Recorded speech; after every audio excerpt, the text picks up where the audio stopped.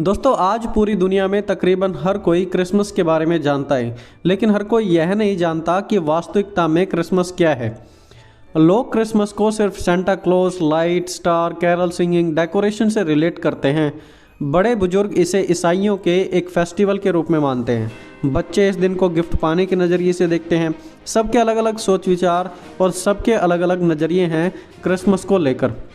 लेकिन असल में क्रिसमस की कहानी है एक बच्चे यीशु की और उसकी माँ मरियम की। यीशु का जन्म बैतलहम में हुआ। बैतलहम एक इतनी छोटी जगह थी कि नक्शे में भी इसे ऐड करने के लिए काफ़ी साल लग गए थे। और उस जगह उस बालक यीशु का जन्म हुआ जो कि दुनिया का उद्धारकर्ता बनने वाला था, पूरी दुनिया को बचाकर। अब यह तो सब हुई बेसिक क्रिसमस की कहानी, लेकिन अब सवाल यह उठता है कि क्यों यीशु का इस दुनिया में आना जरूरी था और उसके जन्म के कारण दुनिया में क्या प्रभाव पड़े।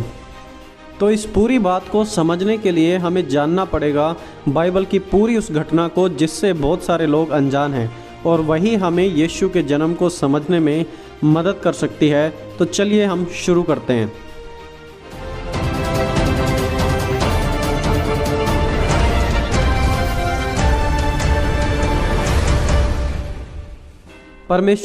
परमेश्वर जो कि पूरी दुनिया का बनाने वाला है, उसने इस पूरी दुनिया में पेड़ पौधे, पानी, सूरज, चांद, पूरे ब्रह्मांड को बनाया। और फिर इंसान को भी उसने अपनी समानता में, अपने स्वरूप में बनाया और उन्हें अदन के बगीचे में रख दिया।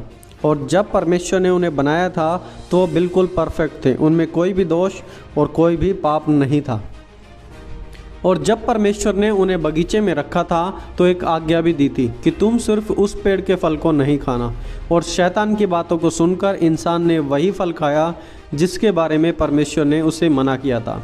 इंसान ने खुदा के विरुद्ध विद्रोह कर दिया और उस पाप के द्वारा पृथ्वी को और आने वाली पीढ़ियों को भी श्रापित कर दिया। और इसीलिए बाइबल कहती है कि सबने पाप किया है और सबके सब परमेश्वर की महिमा से रहित हैं। हम सब पर वो पाप का इफेक्ट आज भी क्लियरली देखा जाता है, और हम सब के सब भी आज भी परमेश्वर के विरुद्ध और उसकी आज्ञाओं के विरुद्ध चलते और काम करते हैं। अब याद रखना कि परमेश्वर एक प्रेमी परमेश्वर तो है ही, लेकिन वो साथ ही साथ एक न्यायी परमेश्वर भी है जो न्याय करने वाला है। अब क्योंकि हम सब ने पाप किया है तो हम सब परमेश्वर के दंड के हकदार हैं, और वो दंड है मौत, मृत्यु, क्योंकि पाप की मजदूरी तो हमेशा से ही मौत है। अब क्योंकि परमेश्वर न्यायी है तो न्याय का मतलब बनता है कि हर एक इंसान जो पाप करता है वो नरक की आग में भेजा जाए। और साथ ही साथ क्योंकि परमेश्वर प्रेमी है तो परमेश्वर हमारे लिए एक दूसरा तरीका निकालते हैं, और वो तरीका है सब्स्टिट्यूट। हमारे लिए कोई सब्स्टिट्यूट दे सकता है जो हमारी सज़ा अपने ऊपर ले ले और हमें उस दंड से आज़ाद कर दे। अब परमेश्वर ने अपने प्रेम को दिखाते हुए इस बात को सिद्ध किया कि वो हमें नरक ना भेजें, परंतु हमारे लिए अपने बेटे को सजा दे दे ताकि हम उस पाप से बच जाएं। और इसलिए आज से 2000 साल पहले उस बालक यीशु का जन्म हुआ।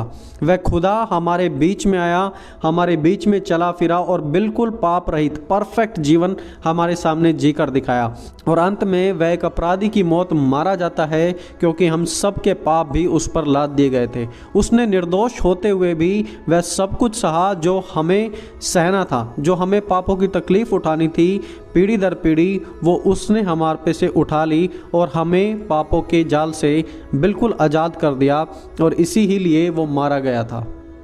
और दोस्तों यह हम इंसानों के लिए खुशखबरी है कि अब हमें पापों में मरने की कोई ज़रूरत नहीं है। हमें पापों में नहीं मरना पड़ेगा, बल्कि अब हम अनंत जीवन के हकदार हो सकते हैं। एक बार जब हम नरक की ओर जा रहे थे, उस नरक के रास्ते से हटाकर परमेश्वर ने हमें आज अनंत जीवन का भागीदार बना दिया है। और हम लोग जो पहले परमेश्वर से विद्रोह करते थे, आज हम उसके बेटे और बेटियां बन सकते हैं।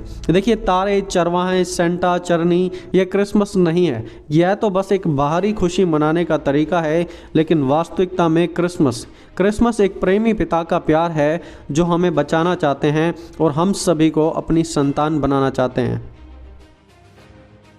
लिखा है, क्योंकि परमेश्वर ने जगत से ऐसा प्रेम किया कि उसने अपना इकलौता पुत्र दे दिया, कि जो कोई उस पर विश्वास करे वह नष्ट न हो परंतु अनंत जीवन पाए।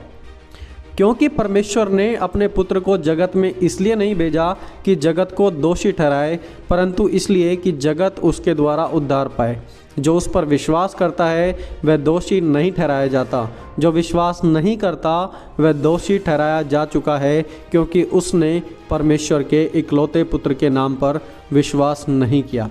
तो दोस्तों, जो क्रिसमस है, क्रिसमस का कारण प्रभु यीशु मसीह हैं, जो हमें बचाने के लिए, श्राप से मुक्त करने के लिए आए थे। तो आज लाइटों में, क्रिसमस की सेलिब्रेशन में उस कारण को ना भूल जाएं, जो कारण असल कारण है, और दूसरी चीज़ों में ना खो जाएं। तो दोस्तों, मिलेंगे जल्दी एक और नई वीडियो के साथ।